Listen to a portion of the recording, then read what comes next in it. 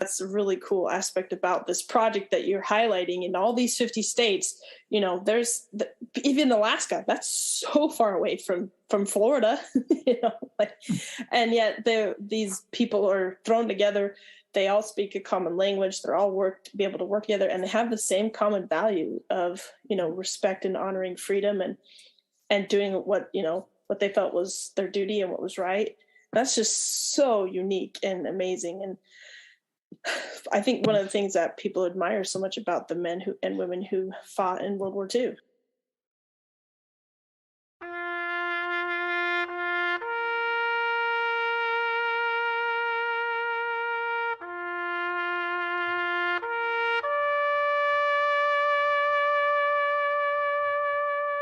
You're listening to the Stories Behind the Stars podcast, and I'm your host, Tatiana Fallon. This podcast is run by the organization Stories Behind the Stars. We have the goal of writing a story for every American service member killed during World War II. That's over 420,000.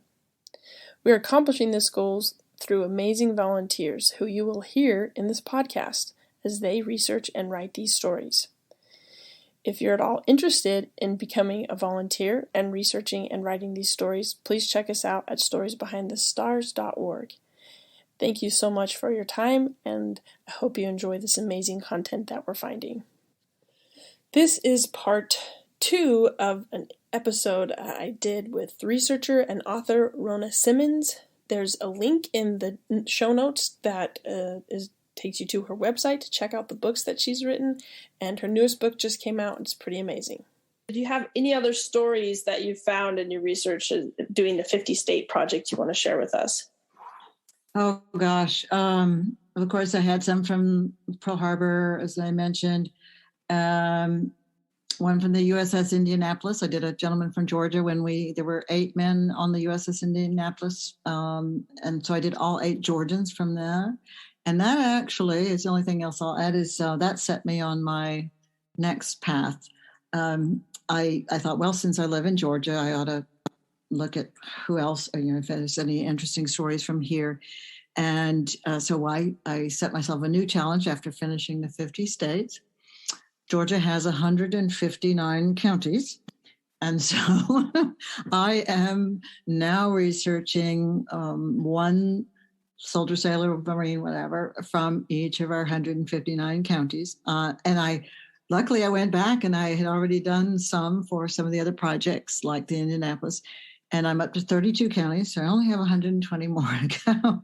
And so I hope to get those done this year and or well before the end of the year, but we'll see. But so when I started volunteered to help with the Arlington project, I said, just send me Georgia. I've got to. That way I get I can tick a box in the Arlington and tick a box in the Georgia stories as well. So. There are just so many stories, odd ones that you find, and I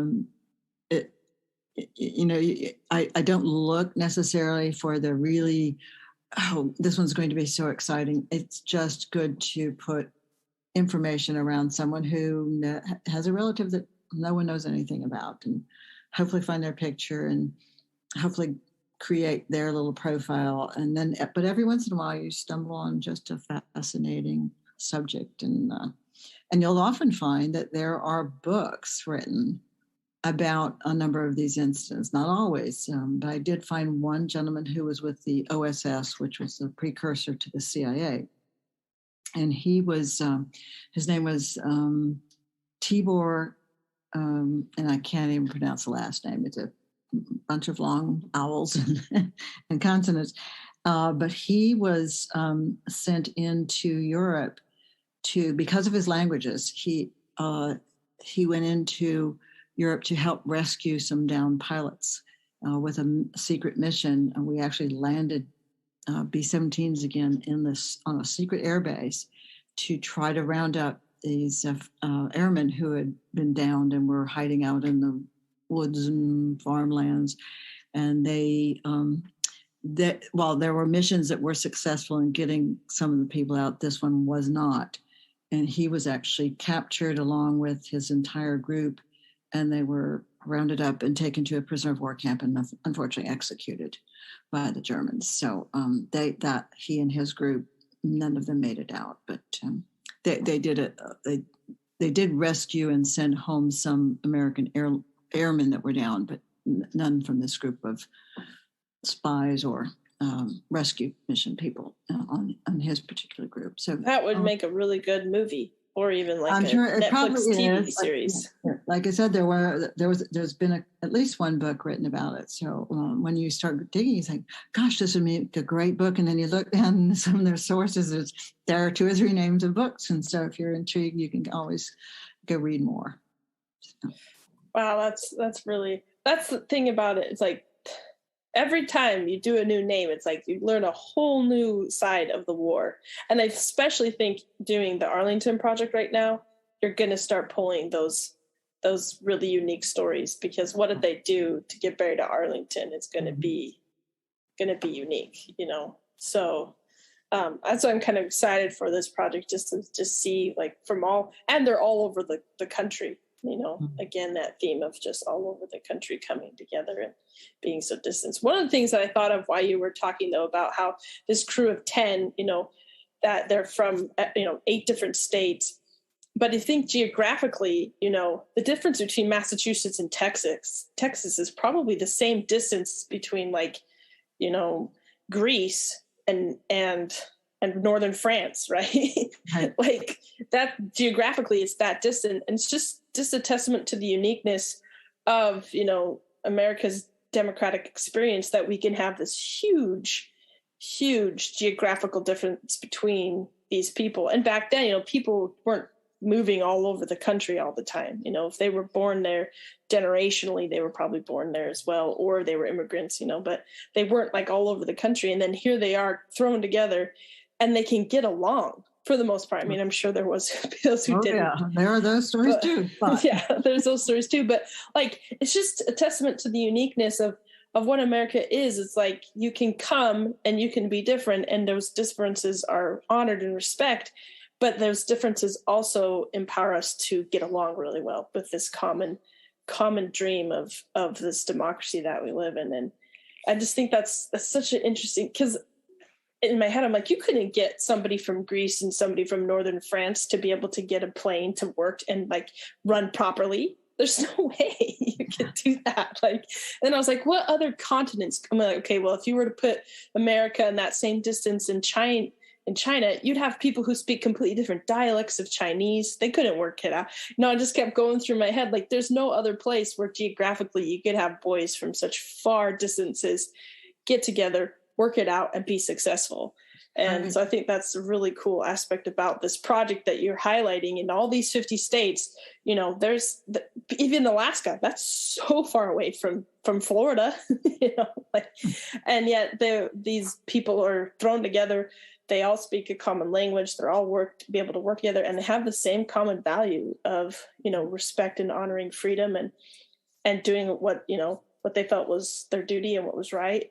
That's just so unique and amazing. And I think one of the things that people admire so much about the men and women who fought in World War II. So, well, we wouldn't be here without them having done what they did. And gosh, I that's another question I ask myself when I write some of these stories is, as we were talking before about the terrors and just the difficulties. You get on a ship and you're at someone else's mercy. You're just there for the ride. You get on a plane and you're, if you're not the pilot, you're also there, trusting in the pilot. And, I asked myself, could I, at 18 or 20, could I have done that? Much less today. And do I think our 18 and 20-year-olds today would be able to answer the call if that came? And I hope they could. I hope they never have to have that call come. Yeah, I know. I feel that same.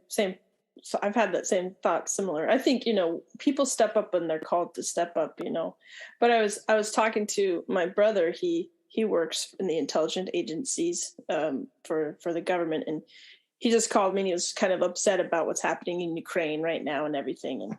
And he also spent time living in Odessa, so he's very familiar with that region, and speaks Russian and Ukrainian and Sergic, and so it's upsetting to him because that's where he has a lot of friends and people he loves, and so we were just talking about it, and he says the thing that makes me so upset about all of this is during World War II, we could say to the country, Americans fight for freedom and democracy because it's the best thing on the planet that's ever existed to keep people free. And he's like, I don't know if we could say that today and people would agree. And they disagree on the fact that democracy is this amazing thing that even though it's got tons of flaws and there's lots of problems, it's way better. And so anyways, we have this huge long discussion about because he's like the people in Ukraine, because he knows the people in Ukraine, they don't want to lose what they have because they know what life is like under authoritative regimes, and he's like, and if we don't help people see that America, even though we're flawed, we really are way better than other options. And I thought that was just really insightful because as I've been doing this research on World War II, I think that's really I don't think the people thought America was perfect in what we were doing, but they thought, this is way better option than all these other authoritative regimes that are not letting individuals and people choose. So I think that's just really, I love this project you've done. It's so cool to see the whole country from all over every state pitching in and contributing, and the men just stepping up. It's amazing. Absolutely. Totally agree. All right. So my last question for you is, I kind of want to ask, how do you start these personal projects? Because we have a lot of people who are doing things. They've started to get their feet wet as a researcher, and they take names and they just kind of, what if they're looking for something? How would they start like a personal initiative? Is it just an idea that comes to you, or it's like, or would this be interesting? I think early on, when I started, I just took a couple of names that I don't even recall how we first got names assigned, but I did. But then I thought, I wonder, my last name is Simmons, and I thought, I wonder if there are other Simmonses out there that I might find. And I thought that would be really interesting because my family is a very small family. My father didn't have he had a brother and a sister, and there weren't like lots of cousins named Simmons. So I knew that these were not going to be people that were related to me, but someone else might have a really large second generation, third generation immigrant and say, well, I wonder if any of the Milnes or Fallons are out there and what they might have done. Somebody maybe that I don't know, I'll find a cousin or somehow related. So that's just at a personal level. So that was easy to find because you can just go through lists and look for Simmonses. And I did about a dozen of them, maybe 8 or 10 to 12. And, I'd like to say I found some that just fascinating. In my case, I didn't. But again, I completed 10 people with the last name Simmons. And that's when I started thinking, well, what if I did each state or each county? I think it's, if you can find an interest, let's say you are more interested in the Navy, or like the bombers in the Pacific, or the men who were on the 100th bomb group, which is where my father-in-law was. If there's a movie you like Memphis Belle, okay, there's a bomber, there's 10 guys and what they did. And there I think you get sucked in. You can't just do the pilot. You have to do all those other men. Or pick a battle of the Bulge and just look at what unit was there. So I think if you take something that either personally, like your last name, or if you have an uncle or cousin who was in a unit, or you have a geographic interest, or a particular side of one of the military branches, all those or I think when I was doing the research for my prayer book, I wrote about a guy who was with the quartermaster corps, but he was with Graves registration. And I didn't know what Graves registration was at the time. And these are the men who gathered the bodies after a battle and identified them so they knew how to report their death to their family. But they had to identify them from whatever might remain, whether it was a name tag or dog tags or dental charts, whatever. But I thought, what a horrific job that these guys had to do night after night. And they have some fascinating stories. So you could say, well, I want to know more about, this was one man I found and his group that worked with him. But you could say, there's got to be another one in every corps that fought in every battle. As it's not like today where we medevac people or take the bodies and fly them out. They were buried in Europe. There were 350 cemeteries in Europe when we left the war or when we finished the war.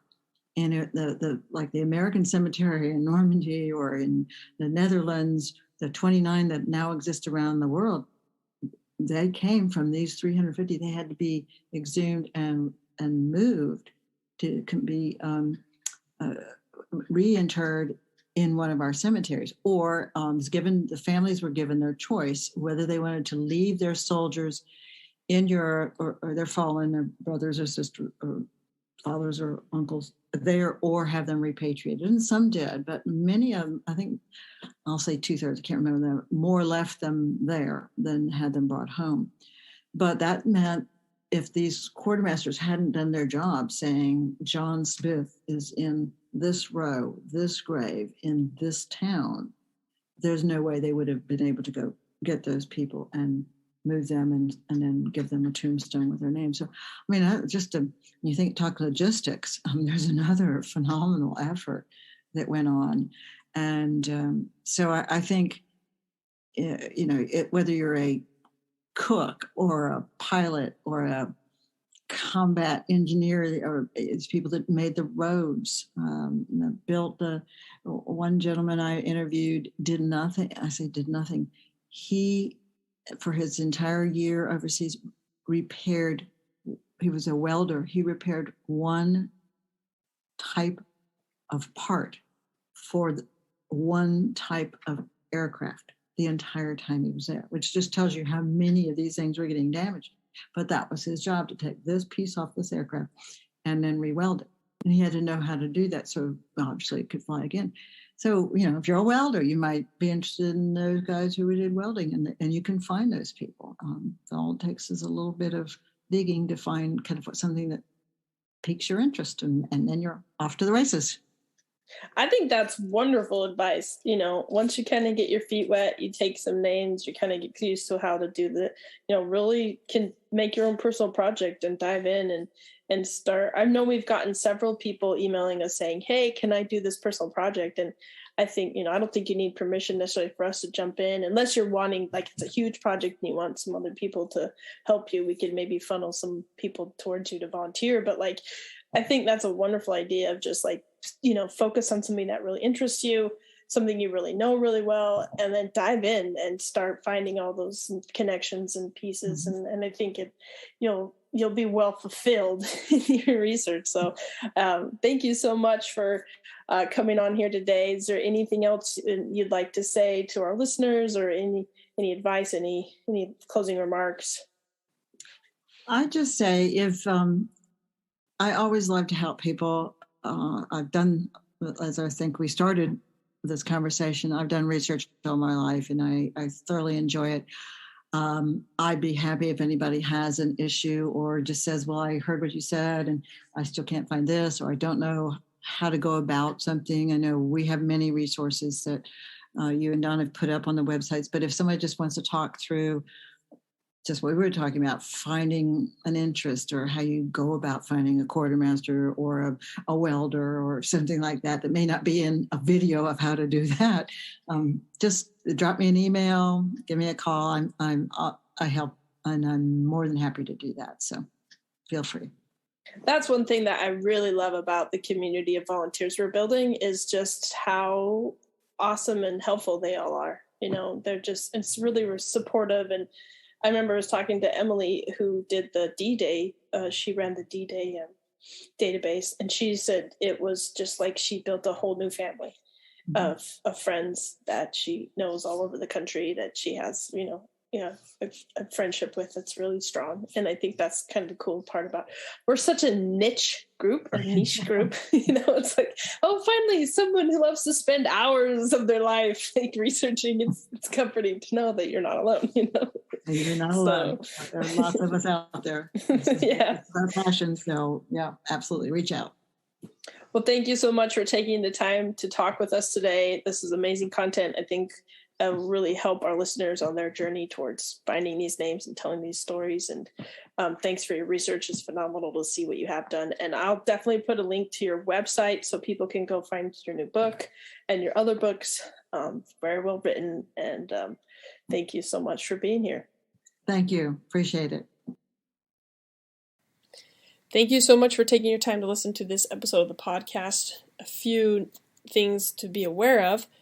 We are in the middle of our Arlington project. It's a national project. We're trying to get all of the World War II buried in Arlington, a story, and our app, so that any one of the millions of people who visit Arlington every year can actually see a picture or read a story of those that they visit. And it's a really awesome project, so we're going to have some great content.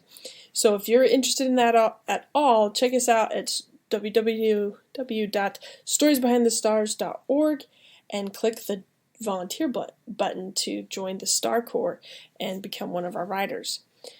Another thing, I have not been able to launch these podcasts at a weekly basis as I used to be for a myriad of reasons. Mostly my 2-year-old stopped taking a nap, so there went my volunteer time. So if you subscribe, you'll get these episodes when they launch.